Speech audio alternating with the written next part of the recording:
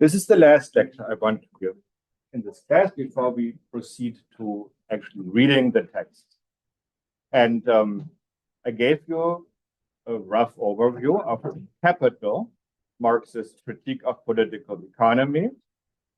So that covered more or less his view of the social structure, the economic structure of the capitalist society. But of course, before that, talking about Feuerbach's critique of Christianity or Hegel's discussion of law, right, and the state, we also discussed the spheres of culture and politics. So what, if anything, does Marx have to say about those? I want to start by talking about the state. And if I get around to it, if I have enough time, I would also like to add a little bit more about culture. I just caught a glimpse of one of the proposals. I looked at a few of them, and somebody mentioned the idea of the commodity fetish, which is an important concept when it comes to Marxist cultural critique. And I want to go there because that's important, but by the same token, we may not be able to get that in today. So let's get straight to it. What have we seen so far from Marx talking about the state and about politics? The first time he said something on that subject was in the Jewish question, where he says the ideal state, the perfect liberal bourgeois constitutional state, is an incomplete emancipation of humanity from the things that divide us. What is it that most divides us? It is self-interest. There are other ways, culture, notably religion, that also divide us. But for the most part, it really is that everybody is out for their own benefit as individuals in the market. So what you need is to change society. But what is that? What is the nature of the state? It is a bourgeois state. At one point early on in his writings, Marx gives this crude formulation that it is basically just a committee to take care of the common affairs of the bourgeoisie. But that really can't stand in for a full theory of state and government. And I don't think it is meant to. In fact, with Hegel, who is busy throughout this whole book of the philosophy of right, saying that the state isn't and cannot be a mere reflection of the self-interest and the particularity of individuals or groups thereof in civil society. It has to represent something else that is not of civil society, that goes beyond the self-interest. In order, like liberal theory also knows, in order for people to be able to have that self-interest in the first place, for the purpose of maintaining these unalienable rights to life, liberty, and the pursuit of happiness, people set up government, as you know from Thomas Jefferson. That's the purpose. Without setting up a government, no enjoyment of life, liberty, and the pursuit of happiness. On the other hand, however, the state can't be a coercive thing that is just against civil society, that tells people what to do, because then where would your pursuit out of your own free will of life, liberty, and all that good stuff go? So that's what Hegel is on about in the philosophy of right. The state is not a direct reflection, direct function of society, but nevertheless, it does gain the full explanation from the function it does have for that society. So what does that mean in Marx's terms? Ultimately, and especially once you get democracy and the job of determining who will make up the political personnel and who will make the laws is up to a much, much larger number of people. Then, say, still in the 1840s, that changes a little bit. Consider that in the 1840s in most places, and up until 1830, even in the United States, property qualifications were still a thing for the right to vote. You could not vote if you didn't have property. Could I ask somebody to go over there and tell them to quiet down the noise? It's getting distracting. Thank you. And I'll do it myself if they don't do it.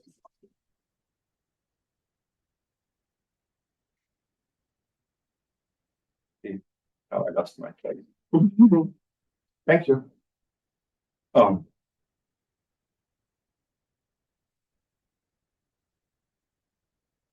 was I saying?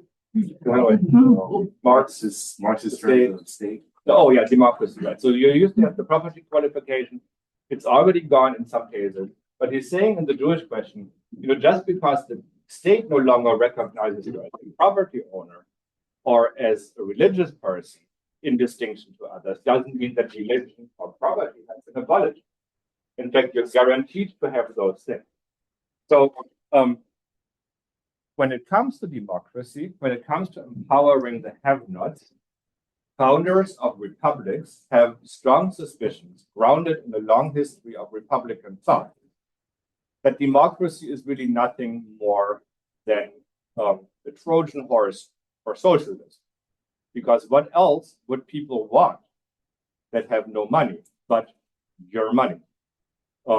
So what is going to happen but that they're going to vote themselves your property? And then who is going to create the jobs and make sure that good order and morality is preserved? There is an element of this that is merely self-interest. There's another element of it that is perhaps serious political theory. As we will see with Hegel, he too considers private property to be essential, but not so much because, once you have it, you want to keep it, but rather on principle as an extension of what's really important, which is the free individual and their individual will.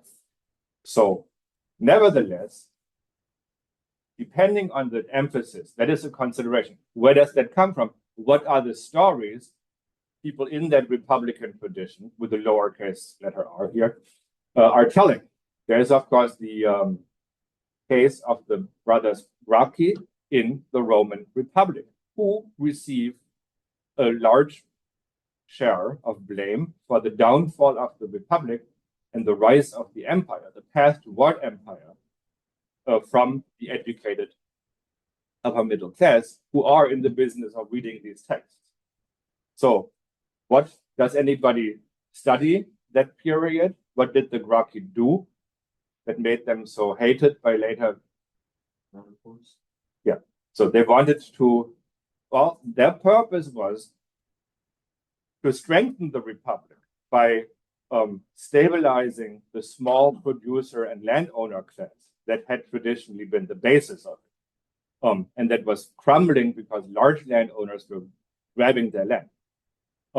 That didn't go well, and in order to accomplish that, they mobilized the people against the elites, and they never forgave them for that. And they considered that the beginning of the end of the Republic. So this image of the ruthless, self-interested politician who is mobilizing the people out of base motives for presumably good goals never went away, and it returned with a vengeance in 2008 and informed much of what respectable conservative political opinion had to say about Obama. Just read our classicist here. I really don't like what COVID has done to my memory. What? I can't believe I don't read. This happens every single time. Help me out here. The retired one? Hoover Institute, classicist, retired. What's his name? Kurt? No. The one with the podcast? Oh, he probably also has that. He writes for The Spectator. I'm sorry. I'm going to have to actually patch that into the video later because this is getting embarrassing. Victor Davis Hanson. He was one who argued that Trump at the end. So Obama was the classic demagogue who brings down the Republic. by making false promises for base power interests. Trump, on the other hand, was the classic hero who violates norms in order to save the republic or establish something even better, to restore things to the proper way they ought to. So the classics get lots of use. Next, the Renaissance. There was a monk in Florence, Savonarola, who mobilized the people. By the time in the 1400s when he was active, this prosperous merchant republic really had enormous class divisions. You had long-distance merchants who were living in luxury. All the buildings that they inhabited, the first story is windowless. The second story has barred windows. Between the palace of the patricians, of the Medici, and their offices downtown, there is a walkway isolated from, elevated above the city streets and the bridge, so that he wouldn't have to actually ever walk past a commoner. So it is really, the whole built environment just says class division. On the same, by the same token, Florence is proudly a republic, and it has the same sort of history of self-government out of Roman times, but at least that's what they go back to. And once Savonarola takes power, he cleans up the city, he gets rid of corruption, he gives money to the poor, and of course also everything collapses. He institutes this regime where people get persecuted for insufficient piety and so forth. So he then serves as another example. The left-wing and right-wing populism template, so to speak, that centrists will point to in later decades and centuries to say, leave it to us, don't mobilize the people. Nevertheless, you have democracy in place in some countries. And now the respectable classes worry what that's going to do. John Adams, one of the founders of this country, assumed that you had to leave the right to vote in the hands of the property. Explicitly, too, he said it needs to be white men with property ownership. Because you can't possibly want, in letters to associates, you can't possibly want women, slaves, Jews, what else? Native Americans, children, that kind of people, Catholics, to have the right to vote. Where would we get with that? So there is the sense that in order for the state to be a good bourgeois state, it needs to be run by good bourgeois. In order to be a capitalist state, it needs to be run by capitalists. And if it isn't, it is probably halfway on the path to socialism. However, as it turns out, that isn't needed. And there is, as I said, confusion involved in this process, because some people who become empowered through democracy, the German Social Democrats would be a good example, but also similar parties elsewhere, seem to think that because of the involvement of people in the halls of power who do not believe in capitalism, somehow the state has become less of a capitalist state. So this suspicion that democracy softens the capitalist character of the state is shared, except, of course, on the left, people would welcome that. On the right, people dread it. But nevertheless, it is shared. And Marx would dispute that. After all, when you look at the state, what does it do?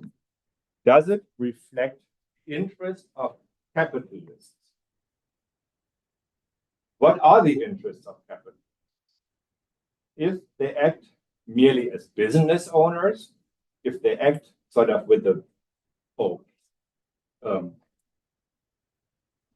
business administration mindset, they want low taxes, they want subsidies, they want state involvement in suppressing the rights of workers. They probably want government, if it can't be avoided, to take care of the basic needs of workers that they need them to have, housing, healthcare, feeding them, and so forth. But then, of course, foreign relations, to organize the international trade in a way that's favorable for them, that they get to play on a playing field that's slightly tilted in their favor, all those kinds of things, many of which are contradictory, and you can't have them all at the same time, but all of which they want because of their balance sheet, of the immediate economic interest of their business. So that already opens the door to all kinds of contingents, even if the state is going to be a committee run by the rich for the rich. James Madison figured in writing in the Federalist about the US Constitution, that's going to be a major source of conflict right there. His main fear, other than that affection of the majority, in other words, an economic interest group defined by its lack of property, will ever gain power. Short of that, the main source of conflict and instability is the competition and conflict between people who do have property, but different kinds and amounts, including debtors, creditors, farmers and manufacturers, merchants and bankers, and all that. So even there, nobody gets to make the state into an instrument of their immediate self-interest. At best, what is the state going to do? It is going to try, in a contingent political process, with input that may or may not yield the results individuals want, that the conditions for doing business are maintained as best as possible for all people who are capitalists. So, in other words, the state, the bourgeois state, is defined not as a tool for the immediate interests of capital or groups of capitalists. It is the ideal common capitalist. It represents the systemic interest, the systemic necessity of capitalism. What exactly that is and what that entails is still open to debate, which is why you have political parties who will say, we believe that this is an important part of it. This needs to be done for the common good, for the interest of the groups that are, stakeholders in this process. And that doesn't change just because the number of people, the group of people who get to vote has been changed. And democracy does not, in fact, change. Perhaps in theory, you could say, the republic has been debased by handing its levers of power to the unwashed masses. And people do keep saying that. And there are attempts to roll back democracy time and again with that argument. In the 1870s, since the 1990s, in many different places, there is backlash against democracy. But that doesn't change the fact that when he came to America in the 1830s, Alexis de Tocqueville, the French aristocrat with conservative political convictions, who was sent here by his government to study the prison system, by the way. But as a side project, he wanted to find out why on earth the republic in America had not yet collapsed, because by all political theory, it should have.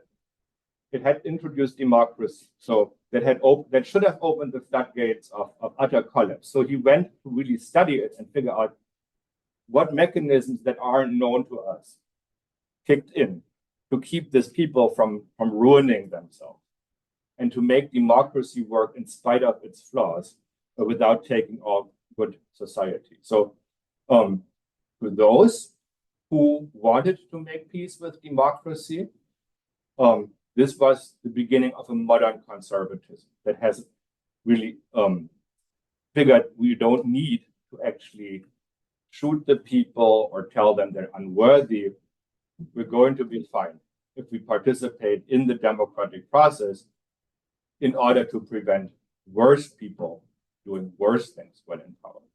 Before that, conservatism really was just, we're not going to play unless we're the ones who make the rules and we're in charge.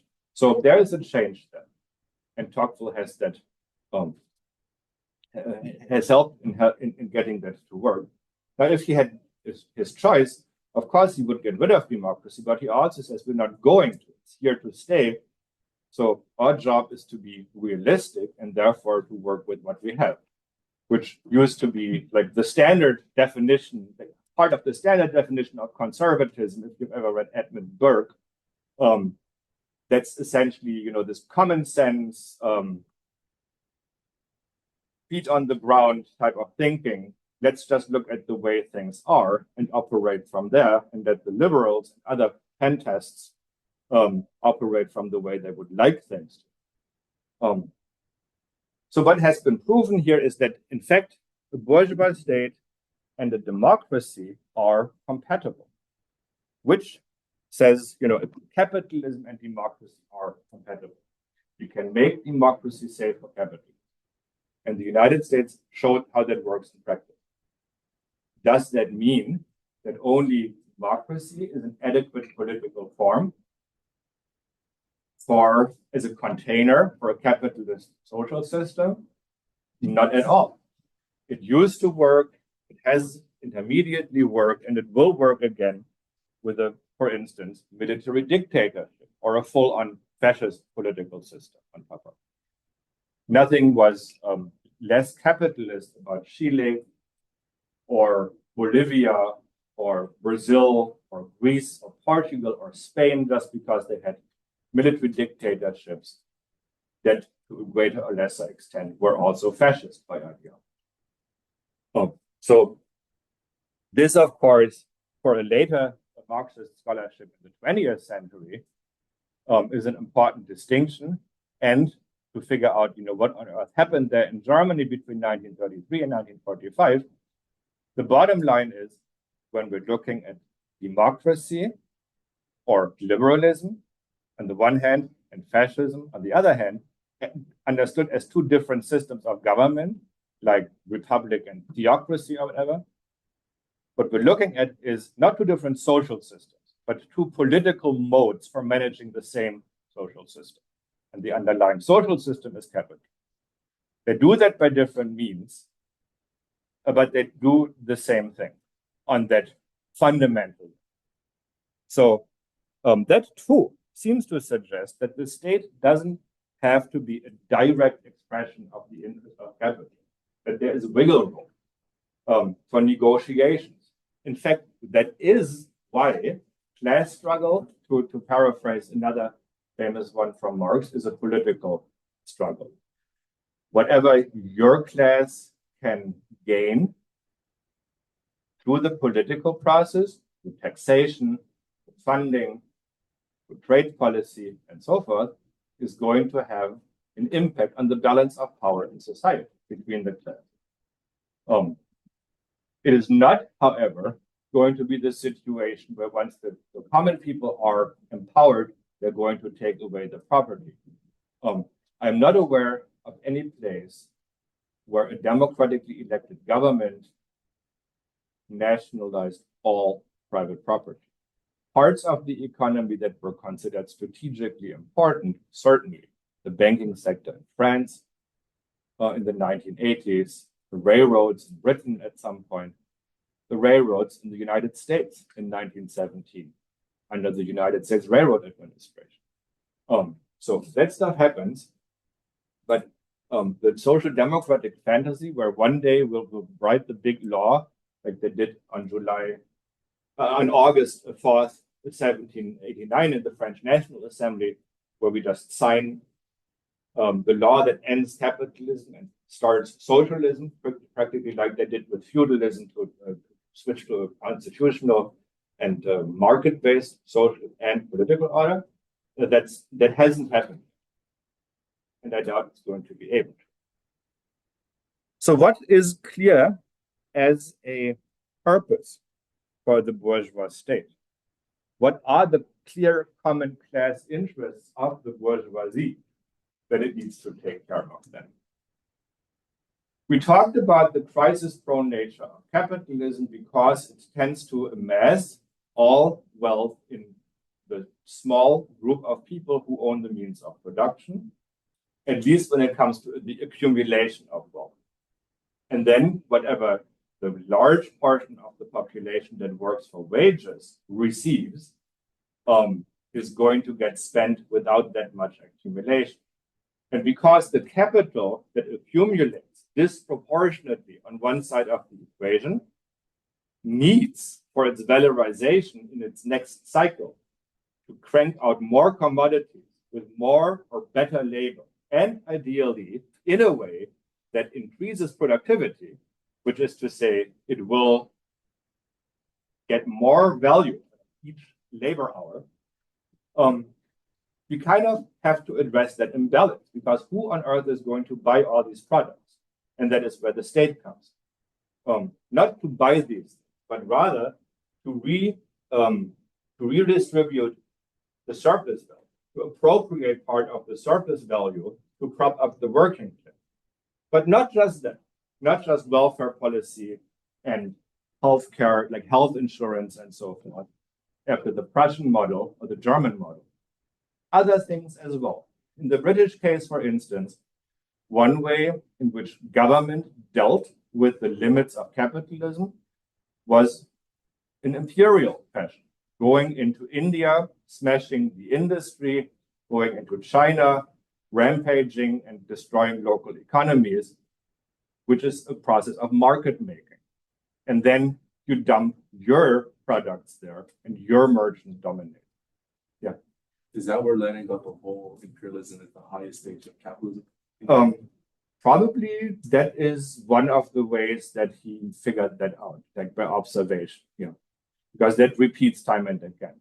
I mean, literally, wherever Europeans colonized, they plowed under existing social relations and they changed them to orient them towards their goals. So in German Togo, for instance, you had a matrilineal, self-sustaining agricultural society. And within a decade, you had plantation economy focused on exports to Germany for industrial purposes, rubber, cotton, mostly, that's it, where the men work for wages and the women sit at home and run the household. So, and that was enforced with both economic and political, like repressive means. And yeah, that's a way of externalizing the limits that you hit when, because you're opening up a whole other consumer market, cheaper input and so forth. Another way, of course, more fundamental ways in which government provides the basics for the existence and maintenance of a capitalist economy is when you look at the financial sector. Alexander Hamilton, in this regard, is an evil genius. But the genius part must not be underestimated. He was going to copy the model established by the banks of Amsterdam and England in being privately owned, for-profit national banks who provide a systemically stabilizing function as lenders of last resort and also deposits of the treasury. And the way he had that set up, he figured that what you have here is actually a corporation whose stock should be based on debt. It is the war debt converted into bank stock. It is a funded debt, a debt that is never promised to redeem, but that draws a regular guaranteed interest income, and that also will be backed by the government, redeemable in theory, at face value. So there may be fluctuations in the market, but ultimately it is worth something to you. And then against this bedrock of financial stability, people can borrow and speculate. So without that anchor or foundation of the financial market, without government debt, what happens to the economy? Well, Andrew Jackson didn't believe that a national bank and a funded debt were good. Neither did Thomas Jefferson, but he didn't touch that. The bank was a done deal, and he didn't, he didn't have the means to question the charter while it was in place. But under Monroe, the bank was renewed for another 20 years, and Jackson had the chance to kill it. And with it, that whole system of government anchoring the financial sector. The result of that was the 1836 financial panic. was it 37? It really took off in 1837. So that was devastating because it meant that you had unregulated, unchecked speculation, which created a quick bubble and then the bust to follow. So that established pretty much for fiscal policy. Although, of course, in this country, that is also being questioned. There are people who believe that there is no need for a national bank or for government-issued currency. But for the most part, whenever you've had people in power, members of Congress suggest these things, you have their funders from the Chamber of Commerce and from business groups and organizations giving interviews in the paper saying, okay, these are economic illiterates and we need them to shut up. So as long as that function of the bourgeoisie as like a tolerant parent with a long leash philosophy towards their political parties holds, and the political system doesn't acquire that kind of independence over the markets, that it becomes counterproductive to the systemic needs of capital, I think it's an arrangement that everybody can live with. So the Fed seems to be safe, as well as the US dollar as a currency seem to be quite safe. But these would be other examples. Now, of course, the basic thing is that, and this is so basic that hardly anybody ever questions this, of course, the law that says property is the central organizing fact of the legal system. Yeah. Sorry, I had a question about the central banking system. Yeah. So how does it create a stabilized financial? Okay, so if you have a government bond, if you gave the government money, you have that piece of paper with a guaranteed interest rate that you will actually collect every year. And when you have that, that is something that is worth what it says. So in other words, then if you need to go and borrow money for your business, you can use it as collateral.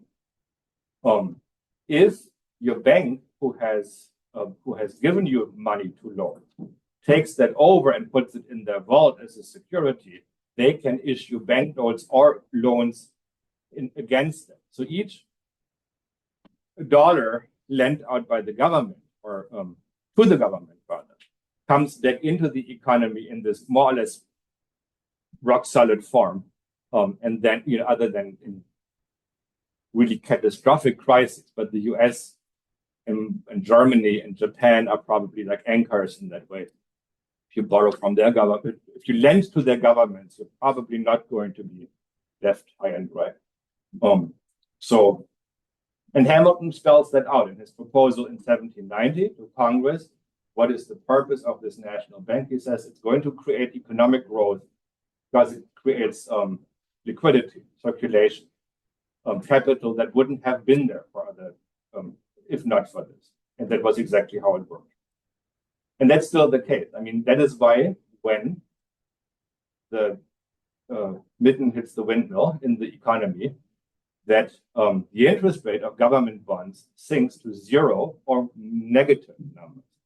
At the height of the 2008 crisis, the European Central Bank was asking people to pay minus 0.1% interest on the money that they had lent that bank, that the bank had borrowed. So you had to pay interest for the privilege of having that bank take your money. Because that is like the security of that paper in your hand still outweighs anything that would happen to your capital if you left it to the free market. So then, however, when the economy is better, the government can crank up both the interest rate, like the guiding interest rate, but also the percentage on government bonds interest, that changes, that goes up, because then government has to compete with other funding opportunities, but may not need as much money to borrow, as it Keynes, because they are taking in more revenue through taxation on booming economic activity. But in determining just how much money is out there, how much specie back in the 19th century, how many of these bonds they let circulate and how many they call back, how many loans they give to state banks and how many they call in. Or even a relatively simple institution like the Second Bank of the United States, 1816 to 36, could do an enormous amount of stabilizing and guiding work in the national economy. And they did that rather well. So Jackson was, economically speaking, an idiot. He really ruined a good thing there.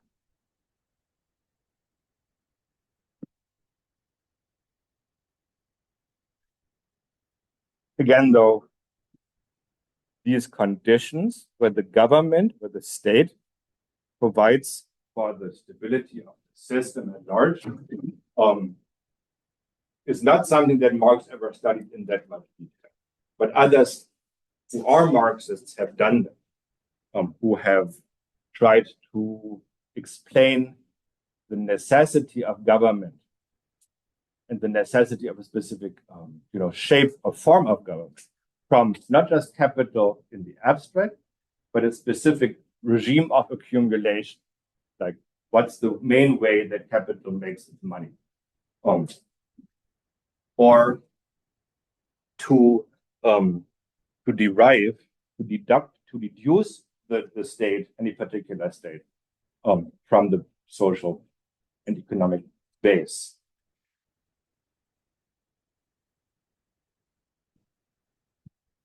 There is a hint in the 18th Brumaire of Napoleon Bonaparte, one of the other rare texts where Marx is talking about government and politics, that the state, that government may acquire a rogue runaway independence, even as a bourgeois state.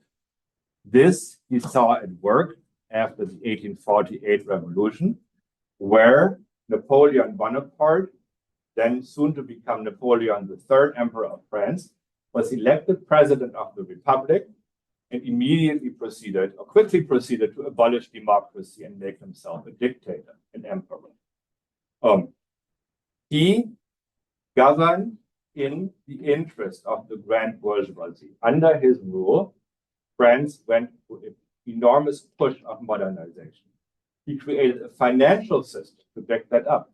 The Crédit Mobilier was a pioneer of investment banking, previously unheard of, which is to say, banking that commits large sums of capital for the long term to industrial business, not just short-term financing of trade or liquidity, but really you're going to sink 1 million francs into this gas works that says we're going to run this for 20 years and light the streets of the city of Lyon.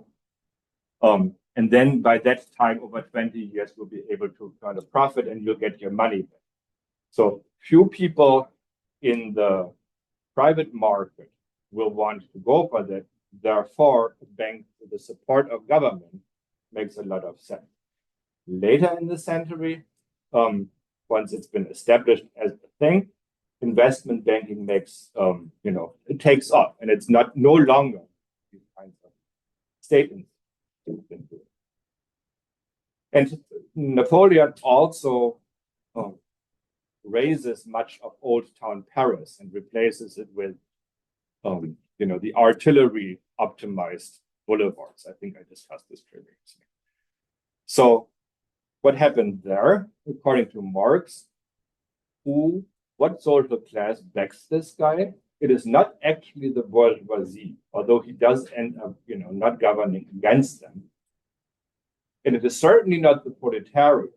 What you had is a revolutionary situation where the democracy is created because you have the proletariat on the barricades in Paris. But that proletariat is too weak to take power for itself. So all it can do is put the bourgeois politicians in place. They, however, just like in the German case, don't really have the guts nor the backing to run just a standard bourgeois democracy, American style, the peasantry, notably, isn't really full with that. They still remember who took the comet and who's been owning the land since 1789 and how much good that did them. So Napoleon manages, but in the Lyonnais or Vendée in the 1790s were reactionary local rebellions, to take that one step further, and on the back of that becomes emperor. So it's the peasantry for whom he speaks, that class that is on its way out, that is organized, that can speak for itself, but that Napoleon speaks for. And so he says, I represent the whole nation of France and so forth. So you have then this template of Bonapartism, of government trying to and managing for a time to detach itself from the social base. For fascist theoreticians, Evola and Carl Schmitt notably, that becomes a virtue of sort. For them, fascism as a thing where the will to power detaches itself from the reality, and through government and through politics, those who have a heroic plan put it into action with ruthless determination. That kind of flips the whole thing of superstructure and base and makes the political sphere the actual creative and determining. And Napoleon, to some extent, represents. So some have then, like Gramsci, notably, who is trying to figure out what the hell happened to him when fascism took over in Italy, writing the prison notebooks, and going back to whatever he can find in Marx, and that includes the 18th Brumaire, to make sense of this sudden, change in the nature of the Italian state.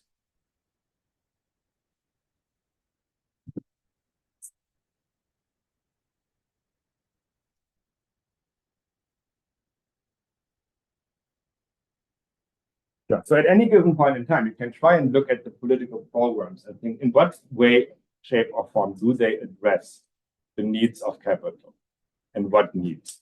And you always also have the attempt by various political groups to explain to capital by what they want to do is in their best interest. Never do you get somebody say, we want justice, social justice for people of color, women, and the historically oppressed, without also the addition that this is going to be good for business if you hire the person who will teach your employees how to do this and to start a DEI circle. How it is good for marketing purposes to be known as a company that cares about those kinds of things. So there's never a racist policy proposal or claim that doesn't also come with the assertion that this is costing us so much money, these people here. This is your and my taxes, and it costs us jobs. So all political parties in this worldwide democracy are tailoring their pitch to what they realize is ultimately the point here, which is to be serving as the personnel to manage the affairs of the bourgeoisie. So that in this way, even without the theory, it's kind of not that difficult to figure out what's going on. Unfortunately, I'm going to have to skip the bit for today of the commodity fetish. However, just to get this part out, what Marx is not talking about is a way that people look at commodities and fetishize them in the sense of making them desirable, over determining them culturally, or any of that stuff. Commodity fetish is not when you look at a shiny new car and think, oh, I need to have that because this is going to add to my cultural cachet. I know that even in circles that claim to know something about Marx, this is a reading that is there. But it's nonsense. It's not we're going to read the passage, but it is, in fact, is this idea that the commodity, not specific commodity, each and every commodity functions like a fetish in the religious anthropological sense. In other words, an inanimate object endowed by culture and those humans interacting with it with supernatural properties. Think of Indiana Jones walking into a temple and the stone idol that's sitting there, inanimate, suddenly starts to have red glowing eyes. And then it has power over the person that interacts with it or it. So Jones, or usually it's like some henchman who gets there first, or the Nazi, will grab it and then will be influenced by the idol. Good thing that Jones didn't get it, and then eventually, that person dies because he's overcome with the evil. But the point is, what is a fetish? It's an inanimate object that is in the belief system of those who endow it with these properties, has supernatural powers over people. And that describes every commodity, not just, the nice shoes, the shiny car, or what. It describes a general state of things where the commodity manages to hide behind a screen of false consciousness. And so that the insight into the nature of the system of production that we all participate in is necessarily shrouded in mystery. And it appears to be that what happens to us is the result of commodities interacting and acting on us. Whenever the market crashes and the housing market collapses and the job market evaporates, it appears that there is something happening that the market does, that the commodities and their prices do. That's what a commodity fetish. The inability at that point to say, actually, this is a social process. There's no necessity to this. There are political ways you can stop it.